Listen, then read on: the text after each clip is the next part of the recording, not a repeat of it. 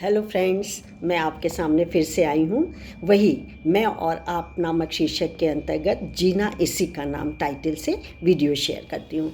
तो यदि अब तक के आपने मेरे वीडियोस सुने होंगे तो उसमें पता लगा होगा कि जीना इसी का नाम में मैं ऐसे पात्रों को, कैरेक्टर्स को लेती हूँ, ऐसे किरदार को शामिल करती हूँ जिनका अतीत बहुत ही अभावग्रस्त था, बेबस था, प्रताड़ित किया जाता था।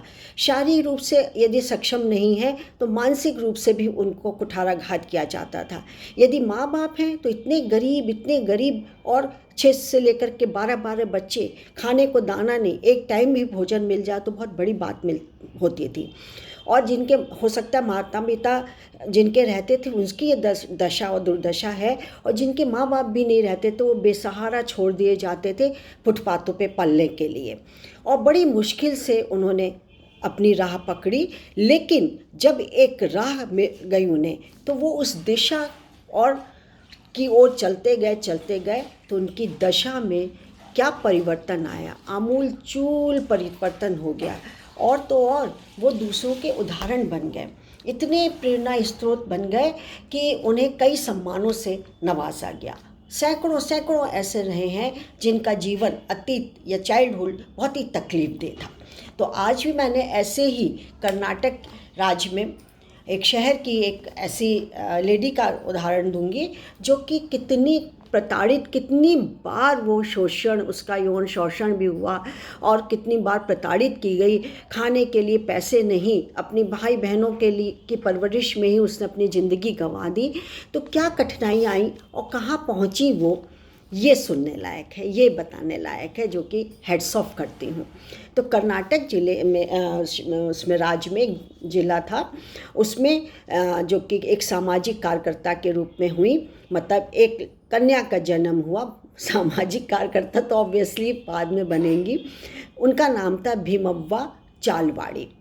तो कभी भी माँ बाप का प्यार और स्नेह जैसे शब्दों को समझने से पहले ही भीमम्मा जो कि हैं उम्र से ज़्यादा वो बड़ी हो गई थी, कभी वो शब्द ही नहीं सुने उन्होंने। और लड़ते लड़ते वो आज समाज से लड़ते हुए, अपने से लड़ते हुए आज वो 35 साल की हो गई हैं। और माँ बाप के रहते हुए भी बचपन बहुत ही भयानक विभत्स बीता। उत्तरी कर्नाटक में एक गरीबी परिवार में भीमव्वा का जन्म हुआ था और उन्होंने कभी स्कूल का मुंह नहीं देखा। क्यों? क्योंकि होश संभालने से पहले ही अपनी 5 छोटी छोटी बहनों की देख रेख में उन्होंने अपना स्वाहा कर दिया। सब बहुत कुछ उन्होंने हारना पड़ा, या कुछ समाज ने, कुछ उनकी ज़िंदगी जीवन ने बहुत कुछ सिखा दिया समय से पहले। इधर पिता क्या है, वो डेली वेजेस पे काम करते थे दिहाड़ी पे, लेकिन खूब पी पा कर के आते थे और घर में आकर के आते तो थे लेकिन हाथ में पाई ढेला भी नहीं होता, घर कैसे चले। रोज़ रोज़ ही किचकिच होती थी, मारपीट होती थी, गहमा गहमी होती थी।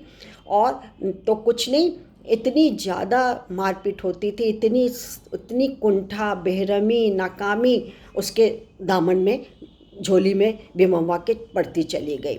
जाहिर है घर का चूल्हा जो कि भीमव्वा की माँ के ऊपर आ गया। किसी तरीके से वो आस पड़ोस में काम करके 4 पैसे कमाती थी और उसके बाद भी उनको अभाव खलता था।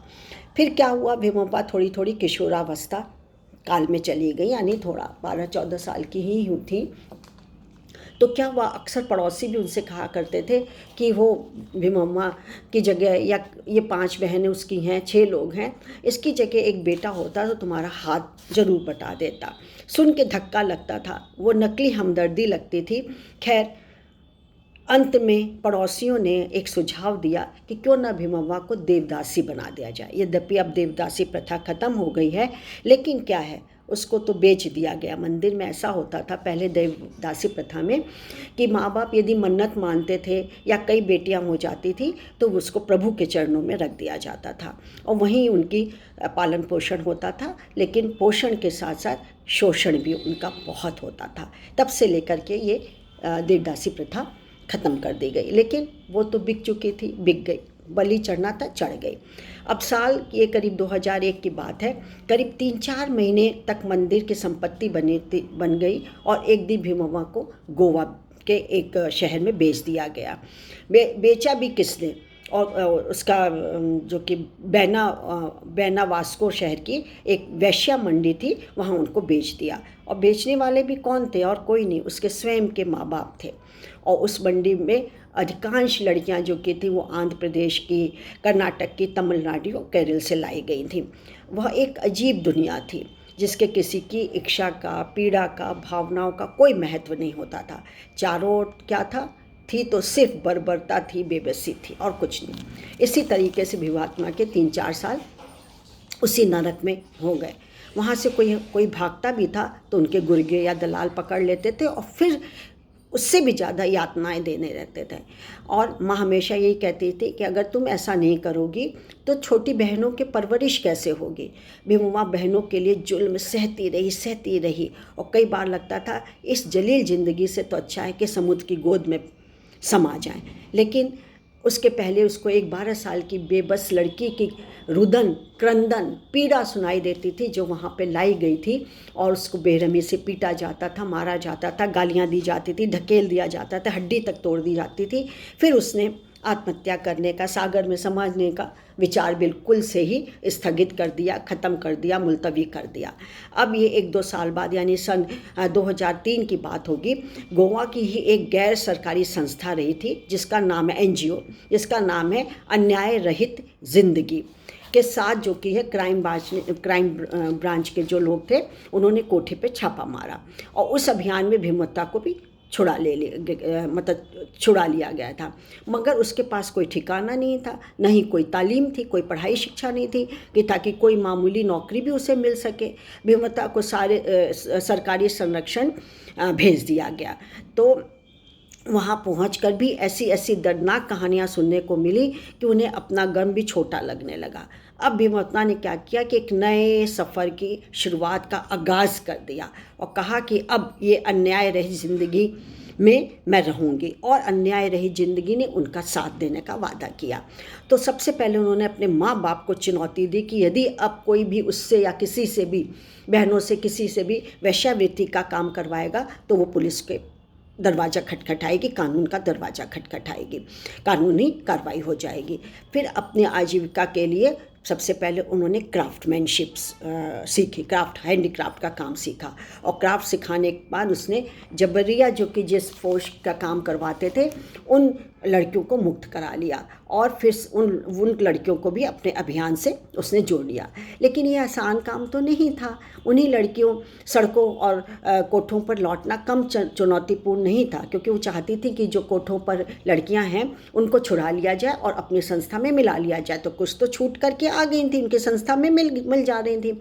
लेकिन अब उसी जगह कोठे पर जाना और लड़कियों को छुड़ाना बहुत चुनौतीपूर्ण था, बहुत जोखिमपूर्ण भी था और बहुत पीड़ादायक उसका अतीत भी था वहाँ पर।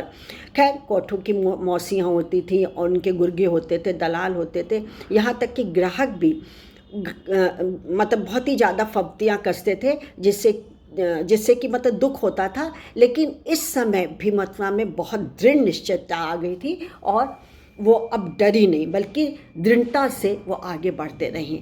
फिर लड़कियों की कोठों को सिर्फ बाजार आज़ाद करना खाली समस्या नहीं थी, कोई स्थायी हल नहीं था। तो इसलिए क्या किया, उनको नौकरी या पुनर्स्थापित करना भी ज़रूरी था।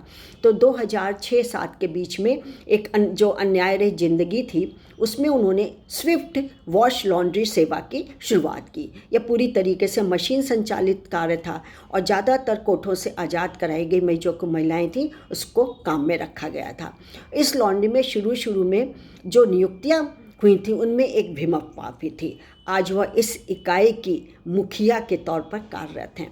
फिर भीमवत्ता ने इस लॉन्ड्री सेवा के जरिए करीब 400-500 के बीच में महिलाओं को एक गरिमामयी जिंदगी दी को जीने का सहारा दिया और उस नर्क से, जो कोठे का नर्क था, दर्दनाक बेबस की ज़िंदगी से उनसे छुड़वाया। और बिफोर लास्ट ईयर थे 2019 में confederation of Indian industry CII ने तो उनकी सामाजिक सेवा के लिए उन्हें विमेन एग्जेम्पलर अवार्ड से सम्मानित किया। अब भीमवत्ता ने अपने परिवार की भी पूरी मदद की, बहनों को पढ़ाया लिखाया, शादी की, अच्छी शादी की और आज वो 35-36 साल की भीमवत्ता के आज एक शादीशुदा अच्छी ज़िंदगी जी रही हैं। उनके पास एक बेटी भी है और उसके पालन पोषण के लिए, उसकी परवरिश के लिए वो बहुत सीरियस हैं, बहुत संजीदा हैं कि उसको एक नई ज़िंदगी, अच्छी ज़िंदगी दी जाएगी। वो कहती भी हैं कि मेरा काम तब तक जारी रहेगा, मैं तब तक नहीं छोड़ूंगी जब तक कि हम बच्चियों का यौन शोषण, उत्पीड़न रोक ना दिया जाए। और यह उस औरत से खुद का वादा है जो जानती हैं कि वही ये काम कर सकती हैं। और उनके साथ साथ जो महिलाएं हैं आज उनके साथ जुड़ी हुई हैं और जो अत्याचार, अनाचार और शोषण हो रहा है उसके खिलाफ जंग में कदम से कदम मिला रही हैं। तो ये है ज़िंदगी कि हम लोग ज़रा सी बात पे घबरा जाते हैं और जिसके ऊपर पड़ती है वो क्या दृढ़ निश्चय लेकर के अवार्ड से नापी जाती हैं, कितना प्रेरणा, दूसरों के लिए प्रेरणा स्रोत बनती हैं। तो चलिए आज इतना ही। जीना किसी का नाम के साथ मैं फिर उपस्थित होंगी। तब तक मुझे आज्ञा दीजिए। नमस्कार। Thank you.